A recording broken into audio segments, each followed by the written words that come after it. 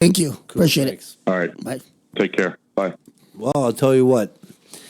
Another good show, in my opinion. With Joe, to get to know his input, with Kermit and then just the amateur program that he has going and the talent of fighters he has going. Yeah. Was best of luck. I want to just wish him best of luck with that and keep at them, guys. It's true. This guy's one of the best up and coming trainers out there.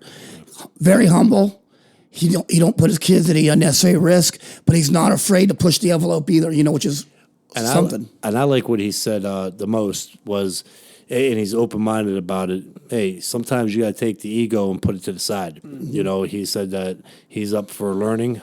Anything new, if somebody comes to him and may have a good idea, he's going to take that and use it.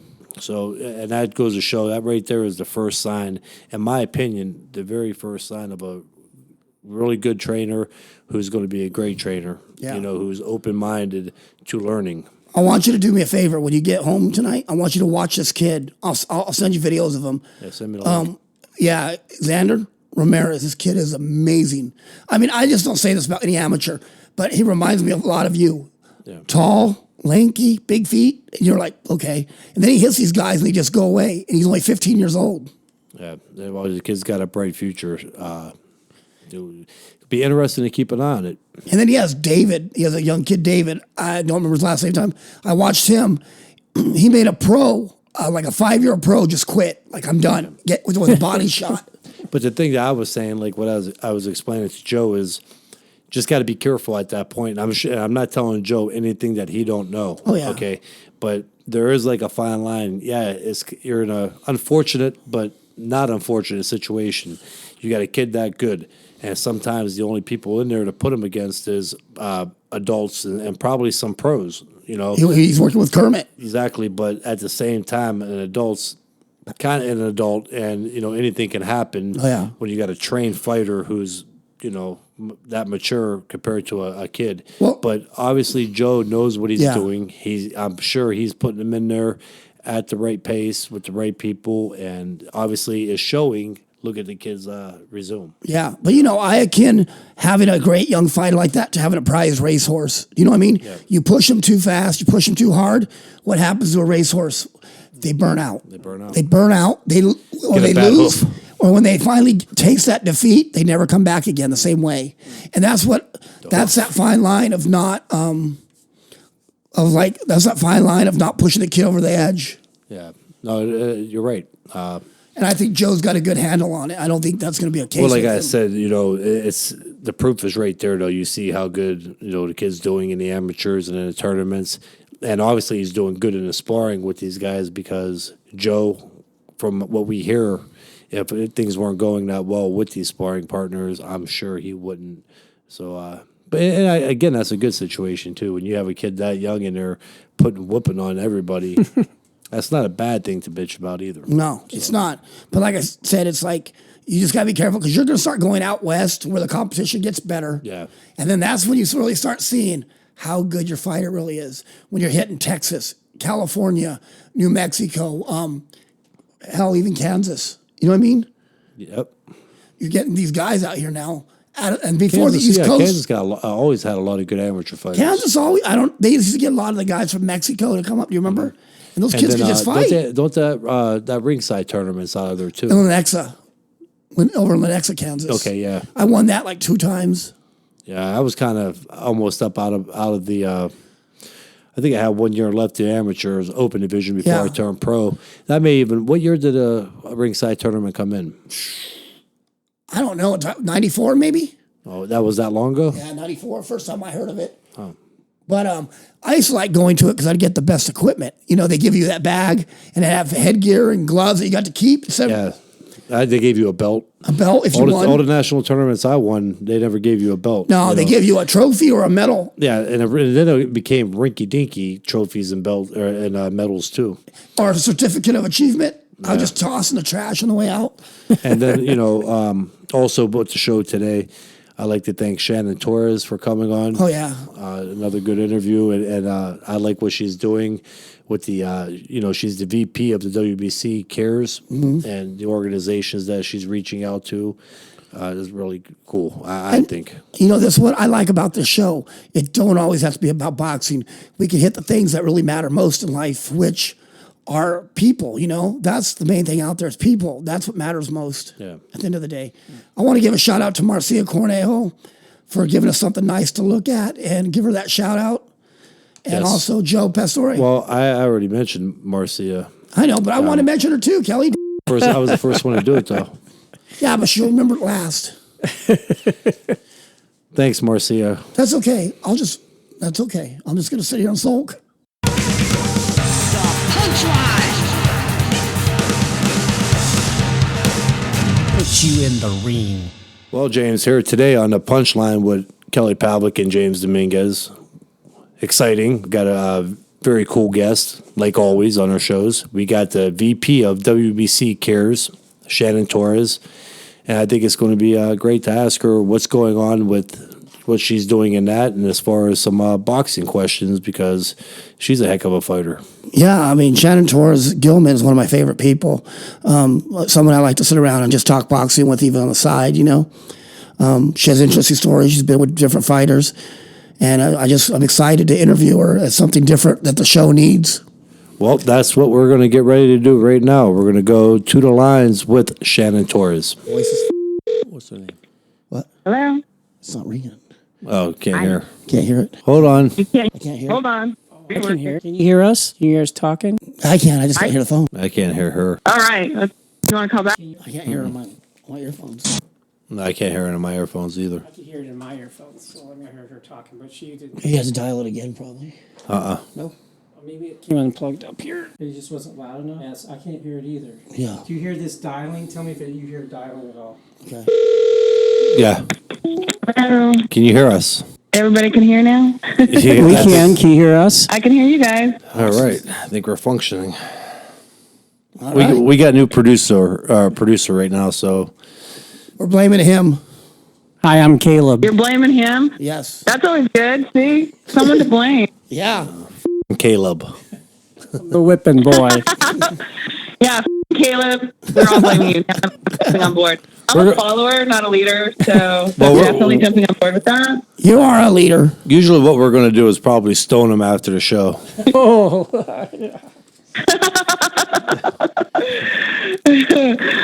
So tell us a little bit. That's actually funny because it's probably true, and I'm just kidding. Tell us what your job title is, what you do, Shannon. I know what you do, but tell us. What I do now is a lot different than what I did before. Right now, I'm working with the WBC Cares. Mm-hmm. And basically what we're doing is outreach programs through the WBC, just doing the anti-bullying campaign, making people aware of the Fighters Fund, various things like that. We do an educational with Solas, Awesome. and we go in and read to children and, do those sorts of things. Besides being around all the crazy boxing world all the time. That's true. Yeah, well, it breaks up the monotony of things too, so. Well, yeah, I think that, especially because you wouldn't typically think that boxers would be reaching out to educate people, or anti-bullying.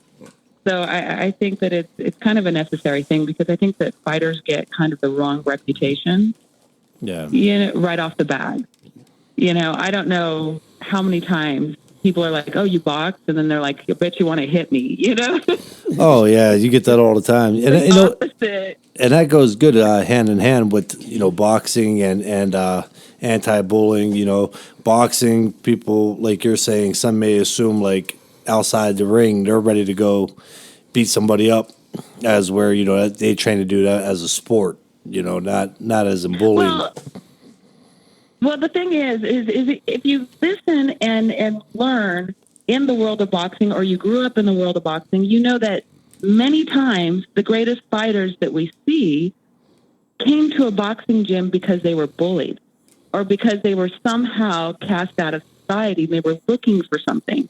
They were looking for a sense of community. They were looking for a sense of family. They were looking for a sense of belonging. So actually what people don't realize is that the focus that you learn in a boxing gym or any kind of a fighting atmosphere is so directly about controlling yourself that you're less likely to be hit by a professional boxer or athlete than anybody else. It's true. Because their level of respect for their own body and their own focus is so beyond that of a regular person.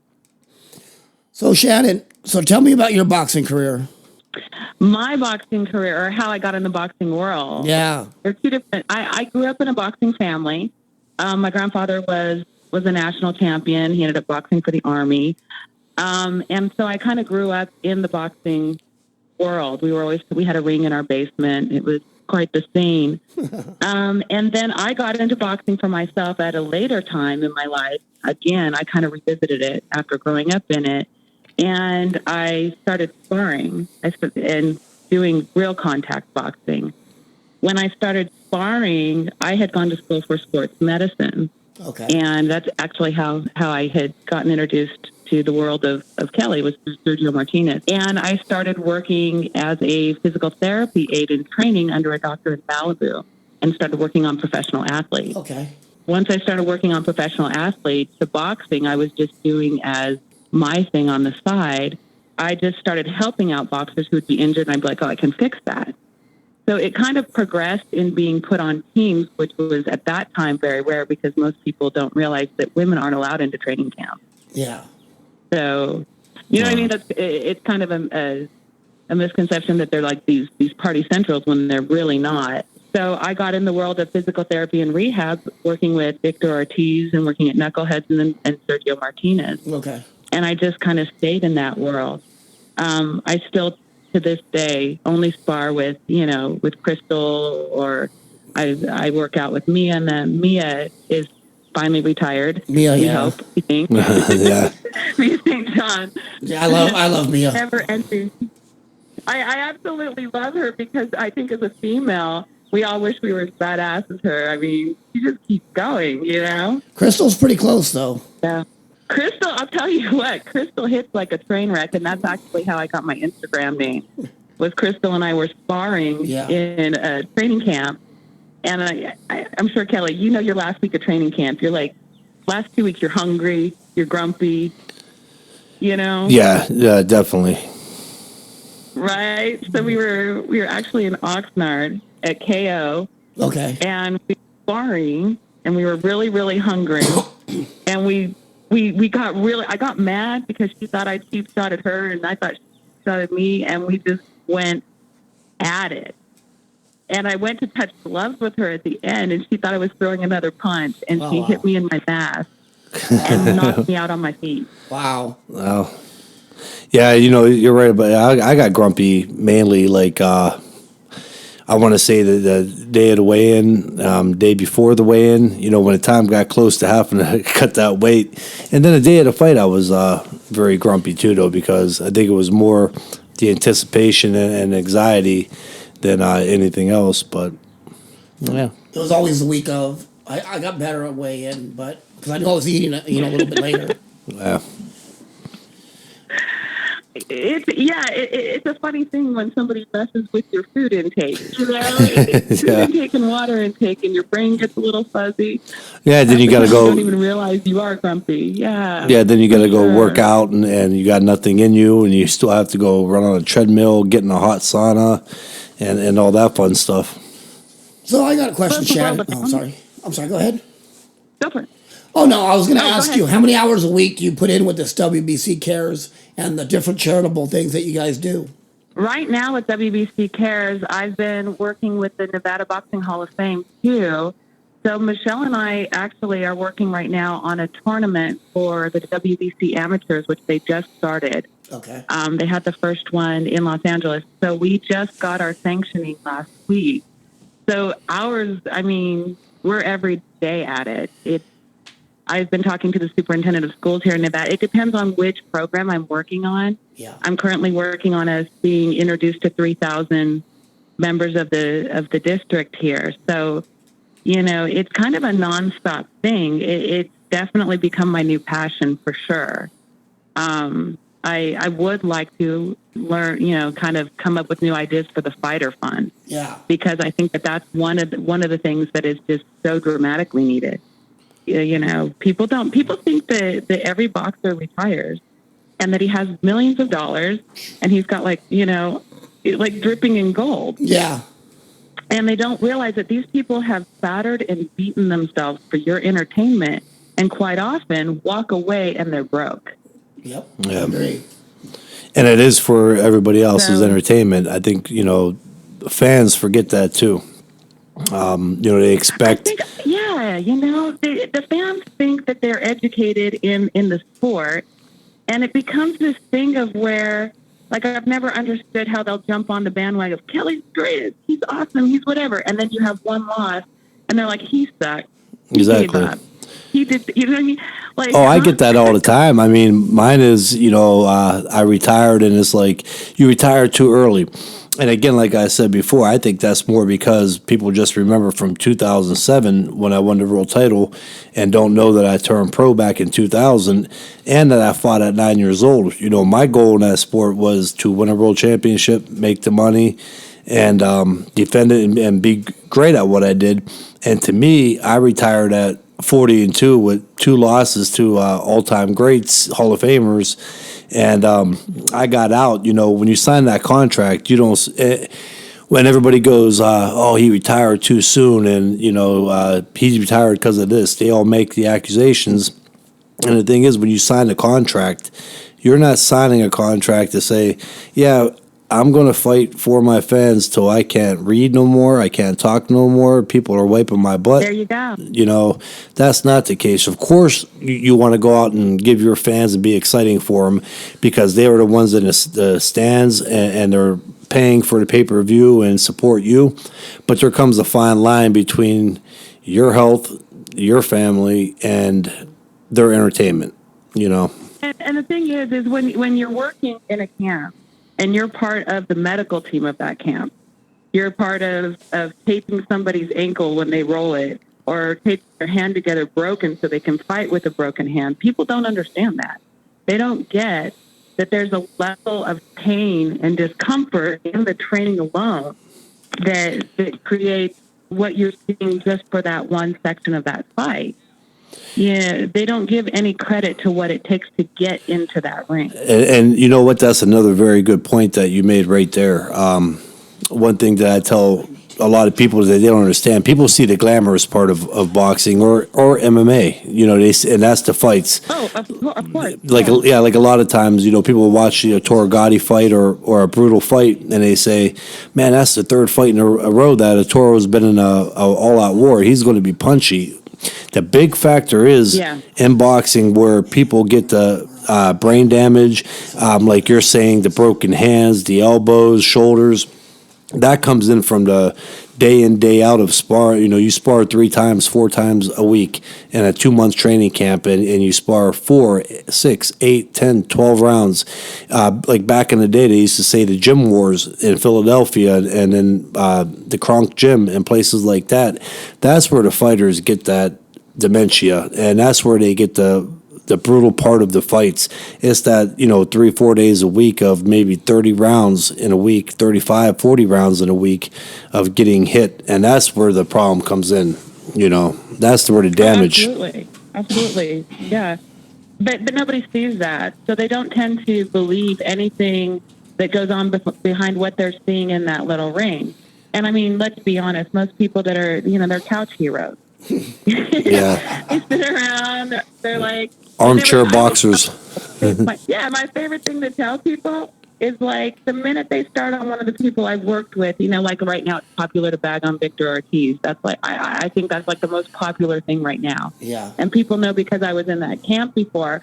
Every time I go anywhere, it's like the one question if somebody knows who I am, they're just like, "Oh yeah, what do you think about Ortiz?" And I'm just like, "Are you serious?" Like, my first question is, here's my first question for anybody who wants to ask me about boxing, right?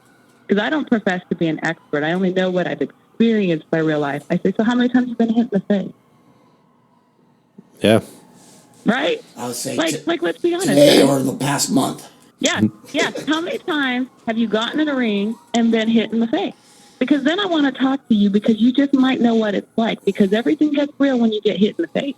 Mm-hmm. Exactly. That first time you step in the ring, right? You remember it. first time you stepped in the ring and somebody really rang your bell, it was like, whoa. You either stayed in and fought, or you went, I'm going to go sit on the couch and talk smack. Yeah, exactly. I cried and got a popsicle after the first time I got hit in the face. Did they give you a pop? I didn't get a pop. I was 7. Yeah. I had my first amateur fight in Hemet, California, and I got I hit. did my first black eye at 8. Yeah. Did you? And it was actually to my uncle, who had his hand behind his back in the ring, and he was pushing at me, telling me to punch him. And he was wearing a pair of gold rimmed glasses.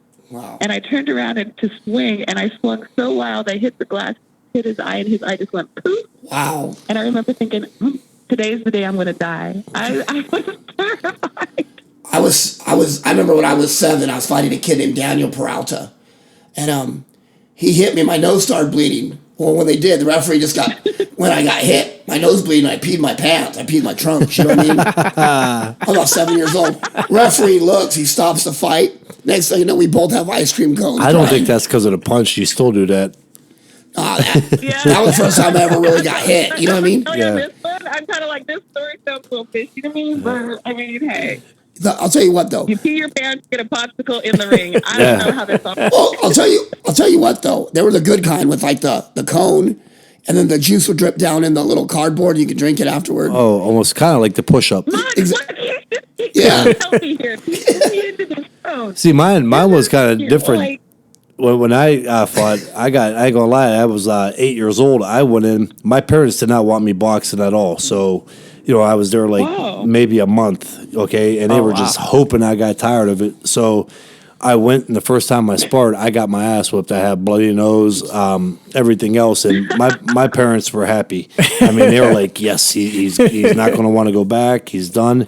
The next day, I come home from school. I go straight to my room, and next thing you know, I come out, I got a bag, I got all my other gym clothes in there. They're like, what are you doing? I was like, I want to go back to the gym and kick that kid's ass. They kicked my ass, And